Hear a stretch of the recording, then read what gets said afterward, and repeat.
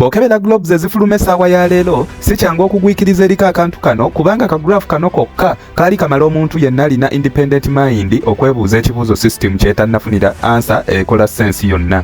Akantu kano nakoogerako dda ne mu vidiyo mwe nakakulagira tekaali ku globe ekintu ekyaleetera abantu abamu obutanzikiririzaamu naye lwaddaaki nakagwikiriza nga kali ku kintu kyennyini ba globe authors mwenna kyemuwa ennyo amakulu okusinziira ku ntegeera yammwe. Kagraph kano kayitibwa ANALEMMA ng'era kalaga pattern enjuba mwetambulira okumala omwaka omulamba.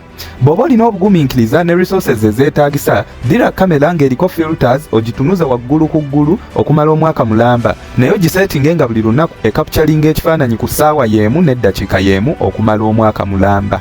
Ojja kwewuunya nti wonna wonookolera exercise eyo ku nsi kuno ojja kusigala ng'ofuna ka infinity symbol kano nga kikulaga nti mwaka ku mwaka eno ye pattern yemu enjuba mwesigala etambulira.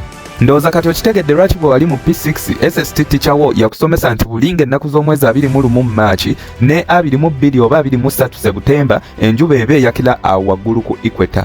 Enjuba etambulira mu pattern eyo yemu mwaka ku mwaka era graph eno eyitibwa ANALEMMA ekulaga positions enjuba weeba esuubirwa okubeera mu buli lunaku okusinziira ku latitudes essatu eziri major. Kati kankulage ensonga lwaki kano ka graph baakaggyako ku globes ate ne mu class ne bataka kusomesaayo.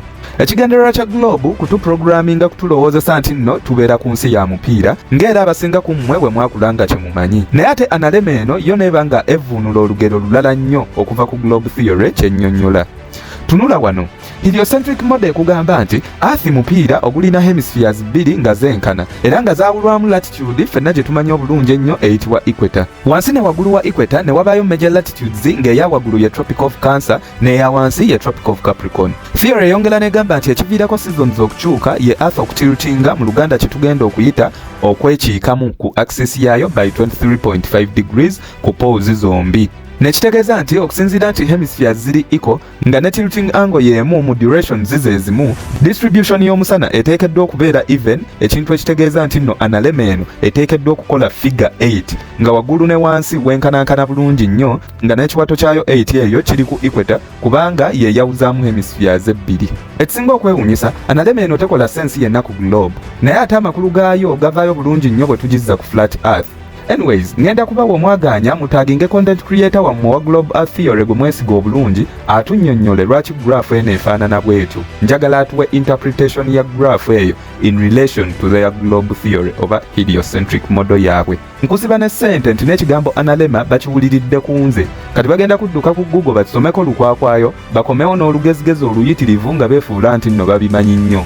Wamma kankulaga ensonga lwaki ngamba ANALEMMA eno ejjayo ekifaananyi kya Earth entuufu nti eri flat.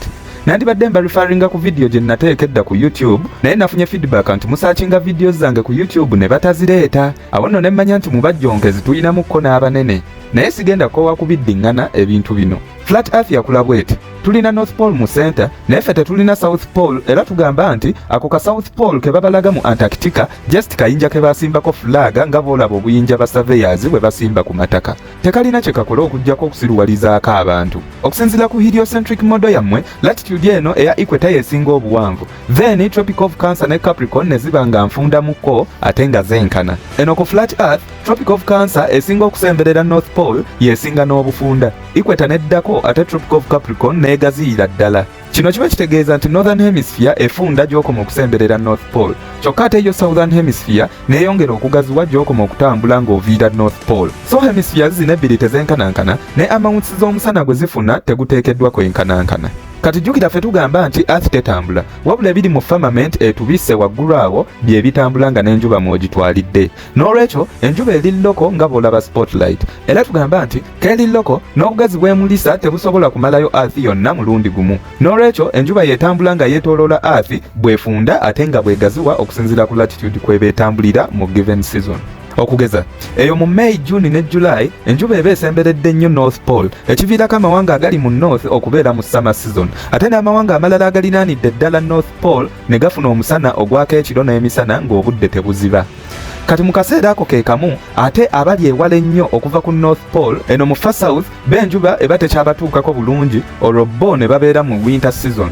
Wetutuukira mu November, December, January enjuba eba etambudde nga kati eri eno mu far south ekiviirako summer season eno mu south eri mu north ne babeera mu butiti oba winter season ate n'ebitundu ebimu ne bifuna ennaku ng'obudde tebukya kubanga enjuba eba ebali wala nnyo nga tebawa kitangaala na bbugumu. Kansembyeyo kano bulijjo weebuuza lwaki wano mu Sahara waliwo desert? Bw'otunula ku maapu okiraba nti desert eno eringa ekisipi ekyetooloola. Climate eno nayo yava ku musana. Kino ekitundu kye kisinga okufuna omusana ogw'omugirano kubanga wano okiraba bulungi nti weewali ekiwato ANALEMMA weekyusiza obuufu bwayo.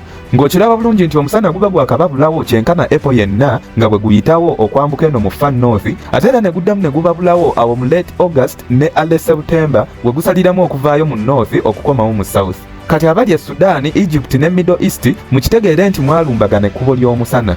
Mwe muli mu senta yaagwo kubanga guba gwakayitawo ate era nga gulina okuddamu guyitewo nate era. Ate era jjukira nti mwe muli awo wakatikkati nti ne bwe guba gutuuse mu far north era mwe muba muli ku lisiti y'abo ababeera mu ango zaagwo we gubeerera nga gukyabatuukako bulungi gubookya.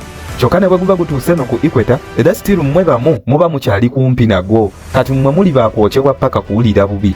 ANALEMMA eyo nkusaba opozinga vidiyo ogizoominga ogyetegereze bulungi ejja kunnyonnyola ebintu ebirala bingi nnyo ne byesikoonyeeko naye ensonga enkulu gwe gy'olina okumanya ANALEMMA eno eprovinga flat earth bulungi nnyo ate neeba nga ekuba ebituli mu globe earth yammwe neeba nga egifuula munaanansi. Don't forget to like, share and subscribe to our YouTube channel eyitibwa Wake Up Zuukuka.